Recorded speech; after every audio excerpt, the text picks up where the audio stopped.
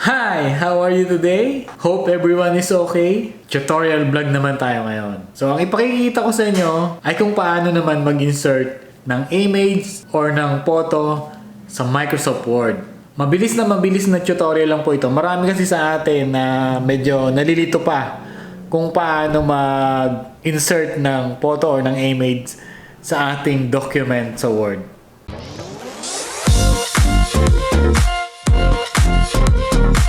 Start natin ng Microsoft Word. New. Nandito na tayo sa Microsoft Word window. Itong File, Home, Insert, Design, Layout. Ito yung menu bar niya. Pupunta lang tayo dun sa Insert. Tapos lalabas yung kanyang command group. Nakikita natin dito yung picture. Click lang natin to. Tapos pupuntahan natin kung nasa ang folder yung file na image na ating ilalagay o i-insert. So, nandito tayo ngayon sa Markup. Ito, i-insert ko to. Click lang natin yan. Then, insert. Automatic na siyang pupunta dun sa ating window. Lumabas yung kanyang format kasi nakaselect yung photo. Pwede natin siyang lagyan ng border. Palitin natin ng konti. Bawa ito ang gusto nyo, o kaya ito, o kaya ito. Ayan, depende. Tapos dito sa may bandang kanan ng command group, makikita tayo na position at saka text wrap. Itong text wrap, ito yung kapag i-inline with text mo yung image. Halimbawa, meron tayong nakasulat dyan, lagyan natin. Paste. Ito yung document natin. For example, itong image na in-insert natin, gusto kong i-inline with text dito sa kanyang description. Click natin yan, double click. Tapos makikita natin yung format. Dapat nasa format kayo. Tapos yung text wrap, ito siya. Dito sa image, sa katabi, upper right corner, meron ding layout option na nakalagay. Same lang din yan. Punta tayo sa text wrap. Inline with text. Click natin.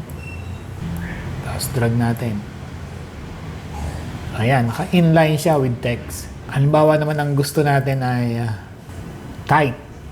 Ito yung makikita natin sa mga newspaper, yung layout, mga ganitong klase, tight. O kaya sa mga brochure, yan. Wow, dito ko gusto sa gitna. Ayan. O kaya gusto kong palitan, square. Ayan. O, dito.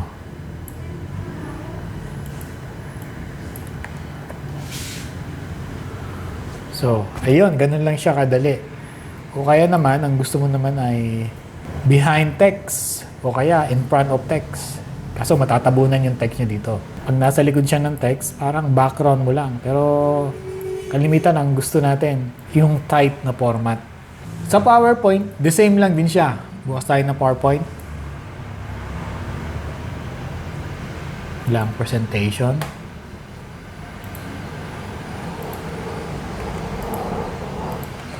Insert menu and picture. Punta tayo doon sa Markup. Ito naman ang gusto ko. Insert. So, ayan. Naka-insert na siya. May isa pang paraan dyan para mag-insert tayo ng image. Pwede din siya na drag and drop. Try natin i-drag and drop. Drag natin to. Ayun.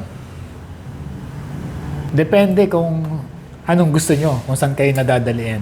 The same lang din siya sa Microsoft Word. Balik tayo sa Microsoft Word. Drag tayo ng image file. Ito ang gusto ko. Drag and drop.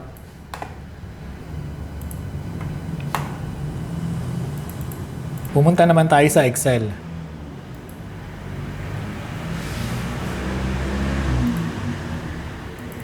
New. So, insert, picture.